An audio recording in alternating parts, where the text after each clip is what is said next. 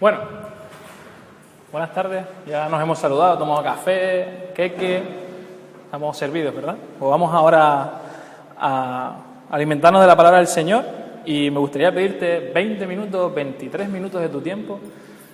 Yo sé que cada uno tiene sus cosas que hacer, su tiempo, pero quiero que en esta tarde pues podamos poner de nuestra parte, de nuestro corazón, pues estar atentos a la palabra del Señor y que Él, pues de alguna manera, nos exhorte y también nos ayude a seguir caminando, ¿vale? Pues una palabra también de alegría y de continuar en la brecha.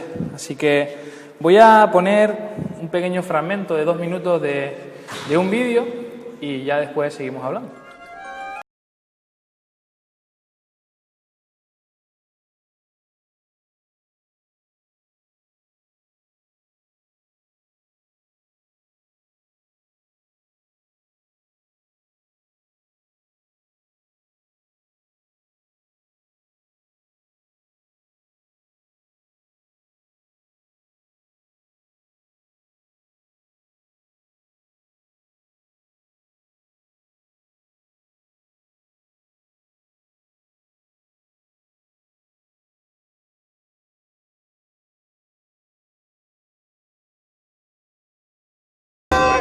Vamos, amigo. ¿Qué haces? Es muy guapo, ¿verdad? Vamos. No sé, a mí me parece baboso y peludo. No hablo de ese. El que está tocando el chuflador. La niña enamorada de un humano, y no cualquier humano. Te prepararé una poción que te convertirá en ser humano durante 3 días. ¿Entendido? 3 días. Lo que quiero es tu voz. ¿Mi voz? Él es humano y tú una sirena. El mundo exterior es un lío.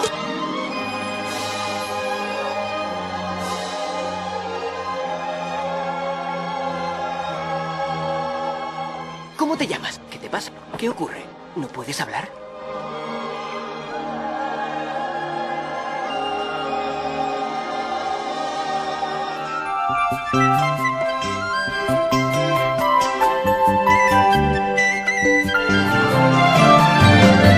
Shalalala, no hay por qué temer, no te va a comer ahora, bésala.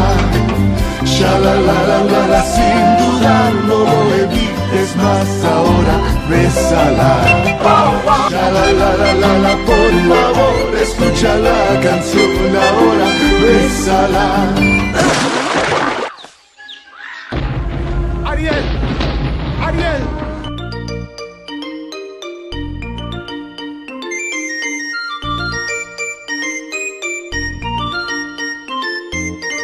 ¿Tú crees que en otros lados las algas más verdes son? Y sueñas con ir arriba, qué gran equivocación. ¿No ves que tu propio mundo no tiene comparación? ¿Qué puede haber allá afuera que causa tal emoción?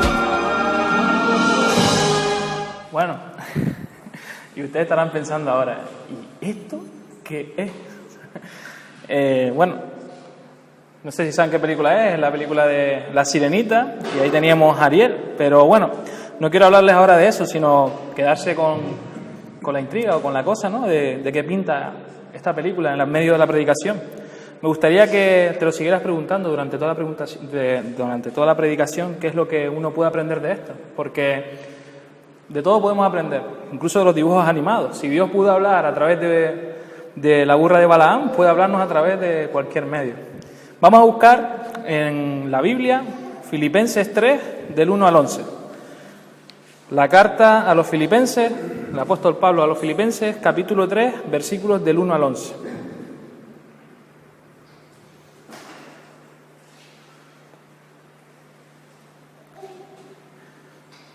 Lo tenemos, ¿verdad? Esperamos un poco.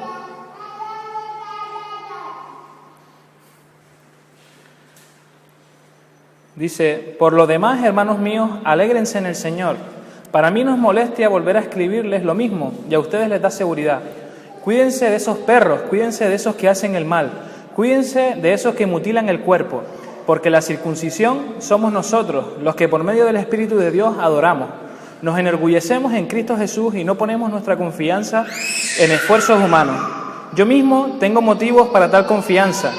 Si cualquier otro cree tener motivos para confiar en esfuerzos humanos, yo más. Circuncidado al 8º día, del pueblo de Israel, de la tribu de Benjamín, hebreo de pura cepa. En cuanto a la interpretación de la ley, fariseo. En cuanto al celo, perseguidor de la iglesia. En cuanto a la justicia que la ley exige, intachable. Sin embargo, todo aquello que para mí era ganancia, ahora lo considero pérdida por causa de Cristo. Es más, todo lo considero pérdida por razón del incomparable valor de conocer a Cristo Jesús, mi Señor. Por Él lo he perdido todo y lo tengo por estiércol, a fin de ganar a Cristo y encontrarme unido a Él. No quiero mi propia justicia que procede de la ley, sino la que se obtiene mediante la fe en Cristo, la justicia que procede de Dios basada en la fe. Lo he perdido todo a fin de conocer a Cristo, experimentar el poder que se manifestó en su resurrección, participar en sus sufrimientos y llegar a ser semejante a Él en su muerte. Así espero alcanzar la resurrección de entre los muertos. Hasta aquí la palabra del Señor. Esta carta la escribió el apóstol Pablo, no sé si lo sabían, creo que ya se lo dije antes, desde la cárcel. Él estaba encarcelado en Roma y la había escrito a la iglesia en Filipos. La iglesia en Filipos se encontraba en Macedonia, más tarde parece ser que formó parte de Grecia. O sea, los que conocen Macedonia o tienen familiares en Macedonia saben de lo que estamos hablando. La carta de los filipenses destaca como la carta de la alegría, ya que la palabra alegría se repite hasta 11 veces, de diferentes formas. Por eso Pablo empieza el texto que estamos leyendo animando, dice, alégrense en el Señor. Otra versión dice, pase lo que pase, alégrense en el Señor. ¿En qué? En el Señor, están atentos. Esto es muy importante y por esto Pablo lo repite muchas veces en toda la carta y dice que no le importa seguir repitiéndolo porque es importante para que pudieran proteger su fe, para que les diera seguridad. Pablo les está diciendo que se cuiden de los judaizantes. No son las personas que crían judías. No. Los judaizantes eran los enemigos de Pablo en ese momento. Ellos no lo consideraban apóstol y no creían en nada de lo que él predicaba porque lo consideraban un traidor, ya que se había cambiado de equipo, se había cambiado la camiseta y ahora no pertenecía a ellos. Los judaizantes eran judíos que creían en la salvación, que la salvación se obtenía por obras y por obedecer la ley. ¿Sabes? Uno de los requisitos de la ley era que todos los hombres debían ser circuncidados. ¿Sabes lo que es, verdad? No voy a explicarlo, pero exactamente, tienen que ser circuncidados ¿para qué? Para ser salvos y pertenecer al pueblo de Dios. Pablo, para referirse a ellos, los llama de 3 maneras. Los llama perros, los llama malos y los llama mutiladores del cuerpo. Para los judíos, los perros, yo esto no lo sabía, pero eran animales inmundos. O sea, decirle a alguien perro, a lo mejor hoy en día no suena tan feo, pero decirle en ese momento perro a alguien era un calificativo muy fuerte y era como un insulto grave, se puede decir. Le llama también mutiladores del cuerpo, otro término fuerte. Estos falsos maestros habían distorsionado tanto el tema de la circuncisión, el término de la circuncisión, que ésta se había convertido en un simple hecho de mutilar y ya está, ¿sabes? Como si nada tuviese que ver con lo que realmente quería significar. Y es que la circuncisión significaba varias cosas para los judíos. Compromiso. La circuncisión era la señal del pacto que recuerda el compromiso de Abraham y su descendencia con el Señor. Significaba exclusividad. La circuncisión también significaba que solamente el Señor sería su Dios y en quien debían confiar y a quien debían servir. Eso era tener exclusividad con alguien. Consagración. Simbolizaba consagración a Dios, estar enteramente dedicado al Señor. Abraham, por ejemplo, se circuncidó a los 99 años. Piensen, 99 años. Eso tenía que haber dolido, ¿verdad?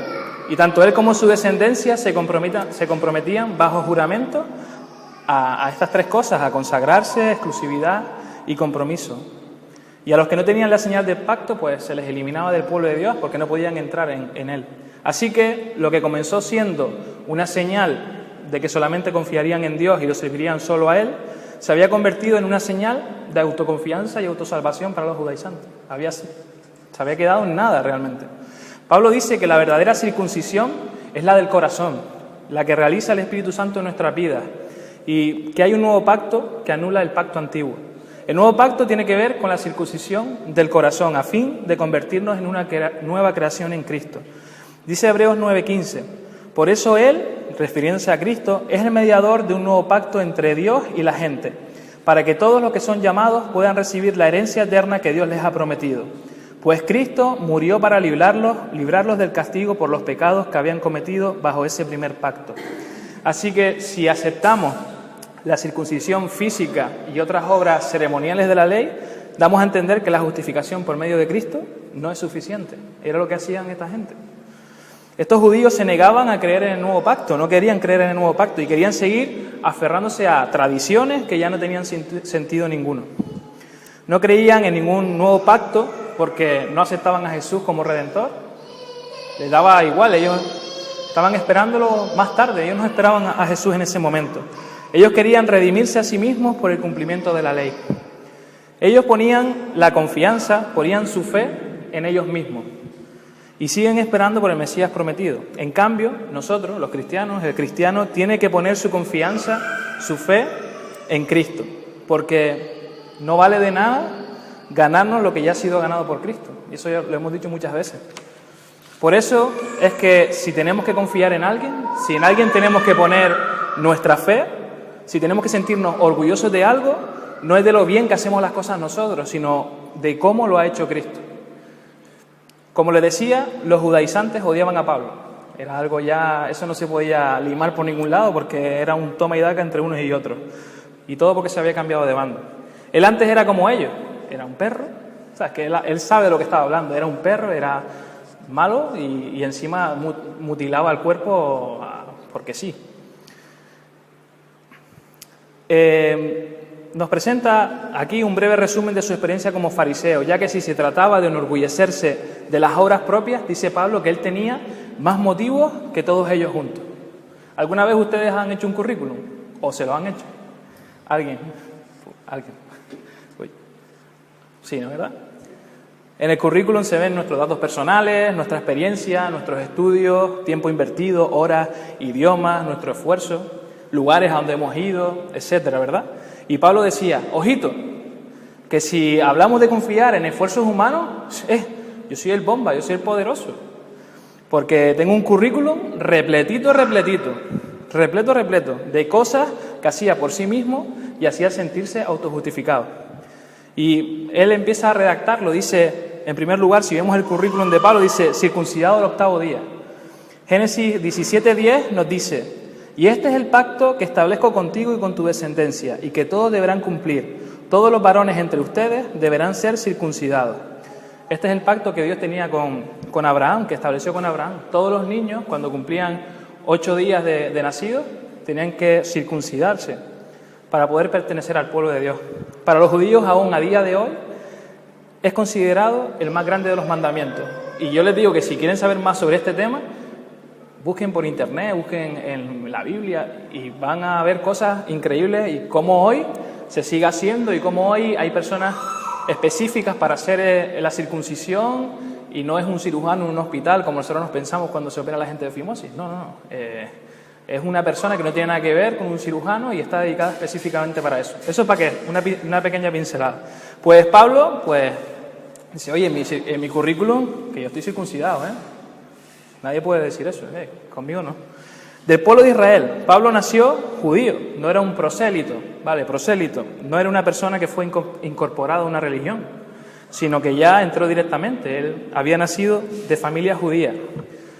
Dice también que no solamente era judío, sino que pertenecía a la tribu de Benjamín.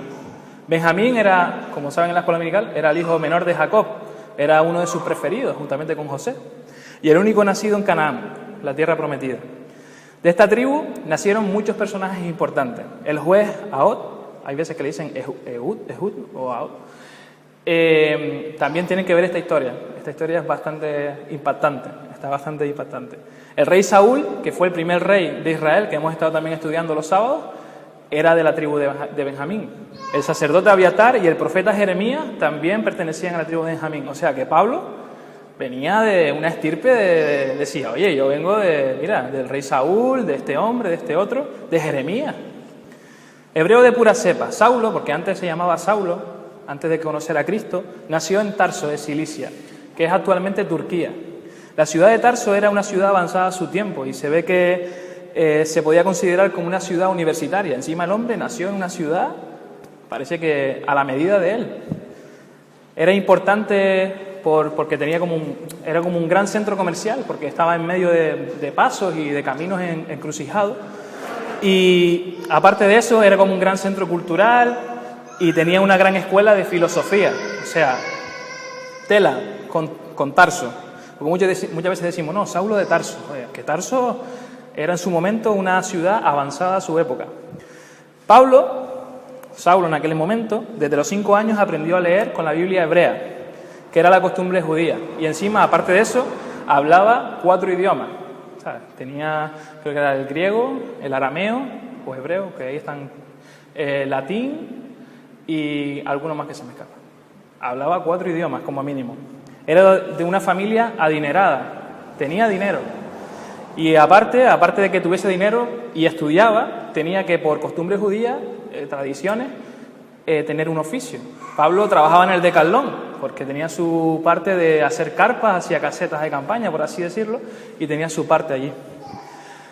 También dice, y hace mucho alarde de esto, que era fariseo. Interpretando la ley era un fariseo y era discípulo de fariseo.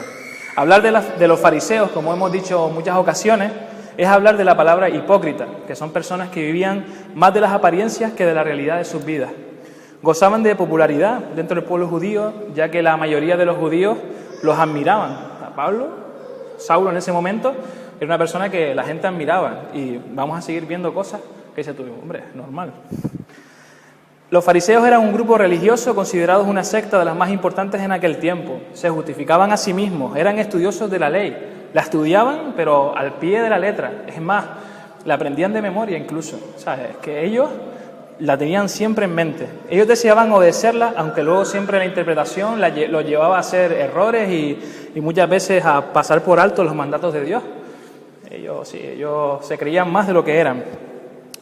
No solamente Saulo se consideraba fariseo, sino discípulo de fariseos. Fue mandado desde pequeño a Jerusalén para estudiar para rabino, para prepararse. Y la educación que recibió fue judía, recibida bajo la estricta doctrina de los fariseos, todo al pie de la letra, y tuvo un profesor que se llamaba Gamaliel. Este Gamaliel no era cualquier profesor. Gamaliel, me gusta su nombre, lo quiero decir porque me encanta. Y este hombre era un crack. Era uno de los profesores, yo no sé si han tenido un profesor bueno, pues era muchísimo mejor que ese profesor seguro. Era una pasada, le habían dado incluso un premio en ese tiempo, como el premio del título de Rabán, que era como nuestro maestro, decir, oye, tú... Y encima su padre también había sido la bomba también. O sea que Pablo tenía unos profesores de agüita. Saulo fue su discípulo. En la práctica del judaísmo era aventajado respecto a otros, como Sarai, que ahora está estudiando en un sitio donde ella es aventajada a todos los demás porque estaba por encima en el nivel, ¿es verdad o no? Pues Saulo en ese momento también él presumía. Tú lees en la Biblia y tú dices, mira, es que yo era mejor que todos los que estaban conmigo en clase. Él, no sé, parece que no tenía abuela porque se lleva todas las flores él mismo. En la práctica del judaísmo era aventajado con respecto a otros y su celo era exagerado, tenía un interés por las cosas de Dios exagerada. Dice la Biblia que hizo estragos en la iglesia. O sea, que era tanto el celo que tenía que entraba de casa en casa arrastrando a hombres y mujeres hasta llevarlos a la cárcel. Te imaginas que estás en casa un día, viene Saulo, raca, nos vamos para la cárcel. ¿Por qué? Porque tú crees en Jesucristo y eso para mí es pecado, eso no puede ser. Pues así era Saulo. Era devoto y fanático de la ley judía, tenía celo, cuidado, tenía diligencia e interés por lo que hacía. Esto le provocó odio contra Jesucristo y la iglesia primitiva. Jesús, como Salvador, tiraba por tierra el valor que le daba Saulo a la ley. Jesucristo era el Salvador, ya que los fariseos y los judaizantes pensaban que el cumplimiento de la ley te daba la salvación, y no era así.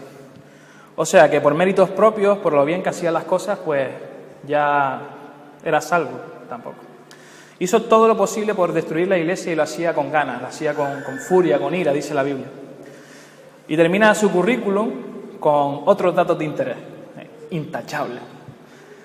Y si buscamos la palabra intachable, y dice que era intachable en el cumplimiento de la ley, si no me equivoco, dice los sinónimos de intachable para entenderlo: irreprochable, impecable, honesto, honorable, honrado, íntegro, respetable, recto. Como diría Dani, una persona flama, o sea, una persona... O sea, yo veo ese currículum y yo lo contrato, porque es que mira lo que... Pues Saulo en este caso, tenía un currículum, por eso decía, oye, que para confiar en mí mismo, mira el currículum que yo tenía. ¿Quién tuviera un currículum así, verdad? Con el que poder presumir y estar confiado de que por tus logros vas a conseguir todo lo que deseas. Una buena posición, una buena educación, ser el mejor en lo que haces, fama, prestigio. Nosotros hoy también queremos conseguir muchas cosas parecidas. Un nombre, una posición, una buena formación, un buen trabajo, un buen sueldo, claro, una familia acomodada, recursos, caprichos. Sin embargo, y esto es lo más que aquí cambia totalmente la carta, sin embargo, todo aquello que a Pablo le era ganancia, todo lo que habíamos visto, ahora lo considera una pérdida por causa de Cristo. De nada le sirvió. Sí, adquirió sabiduría, pero al final dice que eso, caca. Eso comparado con lo que tengo por delante, conocer a Cristo no me ha valido de nada. Ahora su verdadera ganancia es conocer a Cristo y experimentar el poder de la resurrección, participar en sus sufrimientos y llegar a ser semejante a Él en su muerte. De una forma muy real, Pablo lo perdió todo, se puede decir todo, para ganar a Cristo. Pablo tenía una fama, ¿sabes? Que cuando Esteban fue apedreado, Pablo asintió, oye, él guardó las ropas de las personas que estaban, ¿entienden? Él estaba allí, a los pies de todo lo que se estaba cosiendo. Él perdió todo. Antes de ganar un buen trabajo, una buena reputación, ser el mejor en los estudios o ganar un buen sueldo, prefería ganar a Cristo y estar en Él y con Él. A veces, para ganar algo, no sé si les ha pasado, tenemos que renunciar a otras cosas, ¿sí o no? A mí me ha pasado. Pablo renunciaba a todos sus logros personales con el fin de ganar a Cristo y llegar a ser uno con Él. Si se acuerdan del principio, creo que todavía están dándole vuelta, veíamos a Ariel con la sirenita y de ella podemos aprender, sin profundizar mucho en los detalles, porque la película es muy amplia, que tuvo que perder algo. ¿Qué tuvo que perder ella? Tuvo que perder su voz. Y Ariel, la voz de Ariel era lo mejor que tenía, porque es que ella presumía en el reino de la voz que tenía, todos esperaban a que ella viniera porque ella era la que mejor cantaba, tenía que estar en el mejor número, todo dependía de ella. Pues tuvo que perder su voz para ganar unas piernas, porque las piernas le iban a ser más útiles que su voz para el propósito que deseaba alcanzar, que era conocer al príncipe Eric. ¿Qué estás dispuesto a perder? Ariel perdió su voz para ganar unas piernas, Pablo perdió todo. Pablo perdió absolutamente todo para ganar a Cristo. Porque seguir a Cristo implica dejar muchas cosas atrás, implica dejar de confiar en nuestras propias obras, dejar de poner la fe, porque muchas veces la fe la ponemos en nosotros, en lo que podemos llegar a alcanzar en todos los ámbitos de nuestra vida, y dejamos de confiar en la obra de Cristo, dejamos de poner la fe en Cristo. Cuando la confianza, cuando la fe la tenemos puesta en mí mismo, en nosotros mismos, solo vamos a ganar cosas terrenales. Pero cuando las cosas, cuando la mira la ponemos en Dios, vamos a ganar cosas celestiales. Debemos tener los pies en el suelo y la vista en el cielo. Jesús, si hablamos de Jesús, vemos como Él entregó su vida. Él lo dio todo también, lo dio todo para salvar a la humanidad, para que ganáramos nosotros. Cada uno en esta tarde, en nuestra vida, tenemos que escoger entre enorgullecernos en Cristo o enorgullecernos de nosotros mismos. Hay dos diferencias bastante grandes. Vimos que para los judíos la circuncisión significaba compromiso, significaba exclusividad y consagración. Para ellos era algo físico, pero para nosotros es algo espiritual. La verdadera circuncisión, la del corazón, nos va a llevar a tener un compromiso real con Dios a confiar exclusivamente en Él y a consagrar nuestra vida entera a su servicio. Si nuestro corazón está dispuesto, nuestro deseo será el mismo que el de Pablo, querer conocerle más. Y no conocer solamente información un poquito y datos, sino a conocerle a un nivel más profundo, tener una relación personal con Él, ser transformado, ser celoso, tener interés. Muchas veces parece que no tenemos interés en lo que estamos haciendo, como que, bueno, lo hacemos por hacerlo y ya está. A mí me ha pasado de que llega un momento que el interés, la razón, parece que se nos olvida. Y tenemos que tener interés en lo que hacemos por y para Dios, de vivirnos por Cristo, como lo hizo Pablo también. Querer participar tanto del poder como del sufrimiento. Morir, si es necesario, por su causa. Y poner toda nuestra esperanza en la resurrección y en la vida eterna junto a Él. Por último, yo les dije que eran unos 20 minutos aproximadamente, quiero dejarles con una frase. El que no está dispuesto a perderlo todo, no está preparado para ganar nada. Quiero que la piensen. El que no está dispuesto a perderlo todo, no está preparado para ganar nada. ¿Qué estás dispuesto a perder tú esta tarde o en tu vida? ¿Qué estás dispuesto a perder? Así que vamos a orar para que el Señor nos ayude a perder para poder ganar, porque es la mejor decisión para nuestra vida. Así que vamos a orar. Padre, te damos las gracias por este tiempo que hemos pasado en tu presencia. Gracias porque tu palabra nos habla.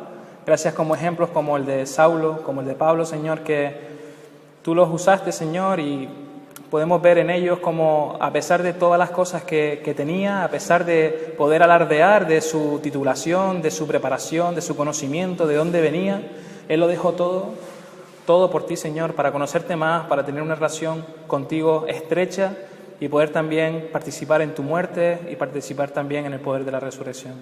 Gracias, Padre, por tu amor, por tu misericordia.